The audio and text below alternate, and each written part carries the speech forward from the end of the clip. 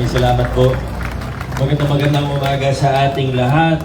Vice Mayor Dodot, sa ating mga konsehal, sa mga kawani ng ating nasyonal at lokal na pamahalaan, at higit sa lahat, syempre ang ating bisita ngayon ay inawardan tayo, ang ating mga kaibigan mula sa GSIS sa pangunguna ni President and GM Veloso. Maraming salamat, sir.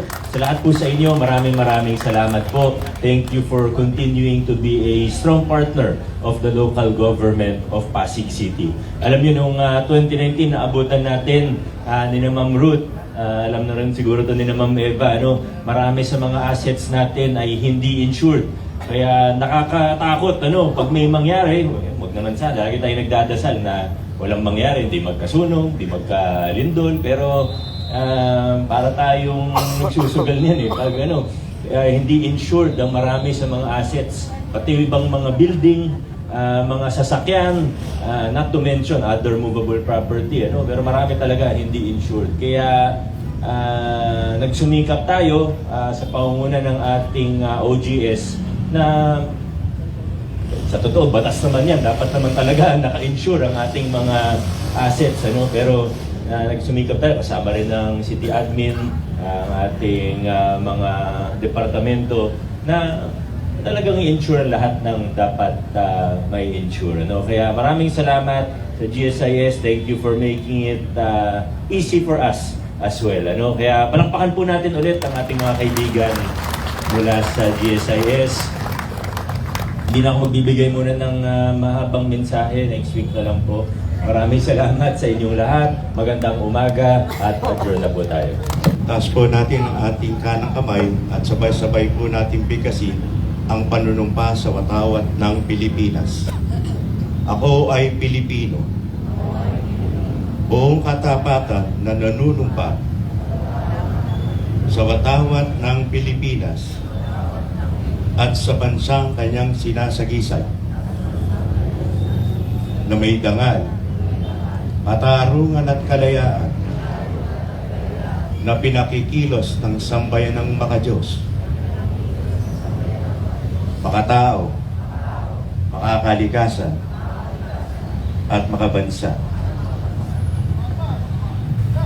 Para naman po sa panunumpa ng Lingkod Bayan na pangungunahan sa atin ni Ms. Cherry Rose Marquez mula sa opisina ng Aseso. Itaas po natin ang ating kanang kamay para sa panunumpa ng Lingkod Bayan. Ako ay isang Lingkod Bayan. Pangangalagaan ko ang tiwalang ipinagkaloob ng mamamayan. Maglilingkod ako ng may malasakit, katapatan at kausayan na walang kinikilingan. Magiging mabuting halimbawa ako at magbibigay ng pag-asa at inspirasyon sa aking kapwa Lingkod Bayan. Lilinangin ko ang aking sariling kakayahan upang sa lahat ng panahon ay mapaglingkuran ko ng buong kausayan ang sambayanan. Hindi ako makikibahagi sa mga katiwalian sa pamahalaan. Pipigilan at sisiwalat ko ito sa pamamagitan ng tama at tangkop na pamamaraan.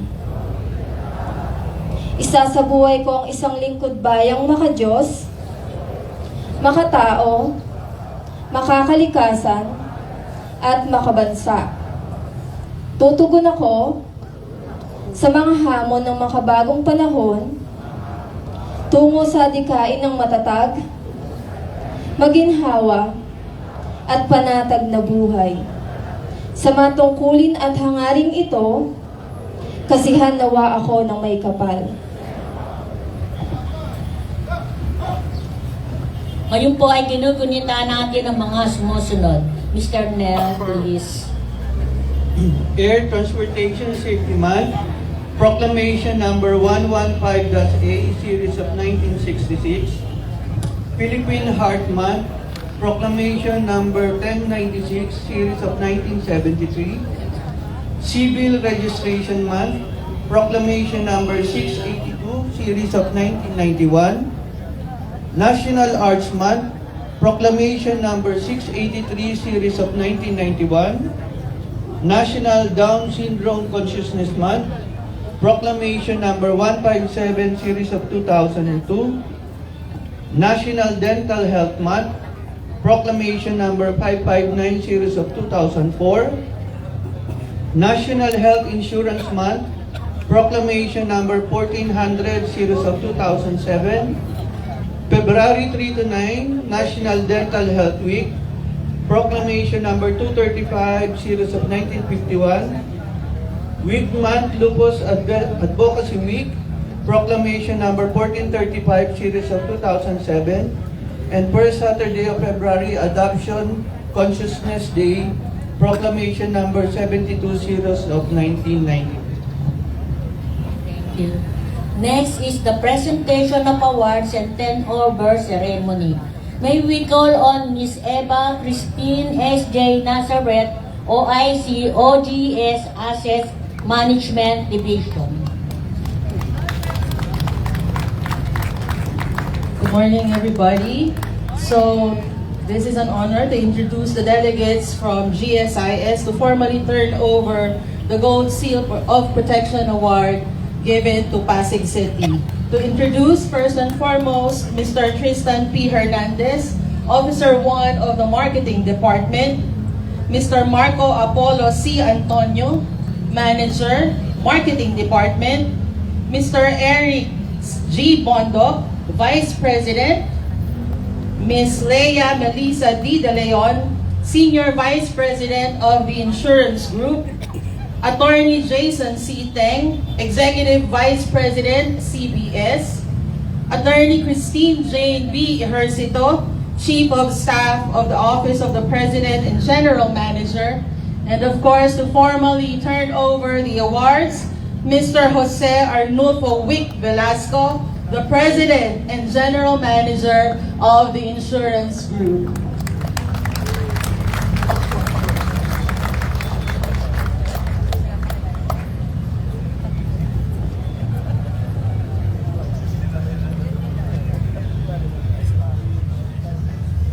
Maginhawang umaga po sa inyong lahat. Unang-una po, batiin po natin ang ating kagalang-galang na Mayor Vico, si Vice Mayor Jaworski, ating pong mga kongresista. Wala pa po si Congressman Roman Romulo, ngunit ang ating pong mga konsehal. Magandang umaga po sa inyong lahat. Alam po ninyo, nung ako po ay isang bata pa po tayo, ito pong lugar na ito na ako ay natutuwa sapagkat laking Marikina po ako. Ito pong isang diretso. Pag diretso ho nyo ito, kahit pumikit ho kayo, darating ho kayo sa Kalumpang, Marikina. At doon po tayo lumaki. Kaya ako ay natutuwa na nakita po na naririto po ang inyong temporary na museum. At nung ako po ay sisimula, ay isang bagay ang aking natutunan. Hindi po natin hinihintay ang isang aksidente bago po magpa-insure. Insurance is expensive when you don't need it. But the moment na nasa sakunan ako kayo, kayo'y magpapasalamat na ikayo'y insured. At kaya po tayo'y naririto sa Pasig ngayon kasama ang aking mga kasamahan dito sa GSIS para ibahagi ang ating pong awards sa City Government of Pasig City. Alam po ninyo, napakarami pong napa-insure ng inyong pong city. Fire insurance, motor vehicle, floater insurance, covering various laptops, marine hull, covering 2 motorboats, and engineering insurance, covering various hospital equipment. It may sound boring to most, but what does it mean? It means that when there's an emergency, all of your vehicles continue to roll out. Schools reopen during calamities. Health centers stay operational. And government service continues kahit may bagyo o merong lindol. In short, insurance protects people. And that's why Pasig is becoming a safer, a more resilient city. Mahal na Mayor, salamat po sa inyo at sa inyo pong team. Your leadership shows a good governance. is about planning ahead, protecting public assets, and always putting citizens first. Sa inyo pong mga colleagues sa Pasig City Hall, thank you for being true partners of the GSIS. Dahil sa inyo, mas natag ang loob ng mga taga-Pasig.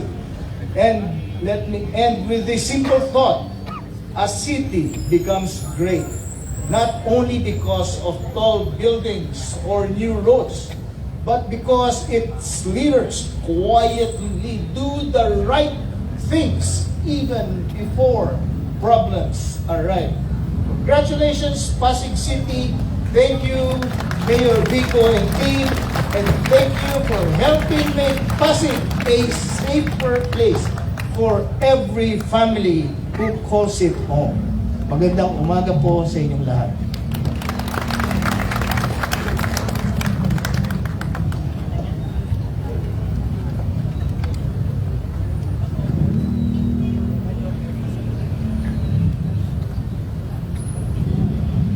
Allow me to turn this Hall of Fame award to the dear City Mayor of Pasig.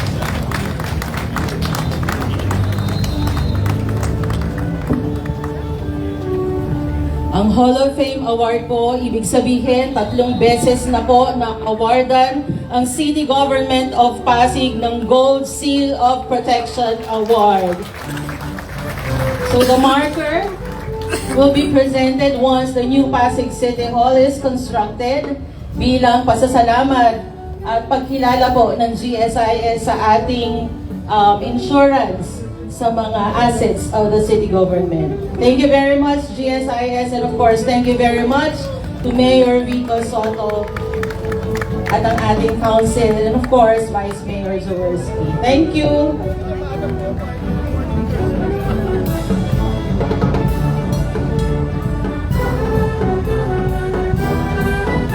Muli, palakpakan natin ang galing ng Pasig.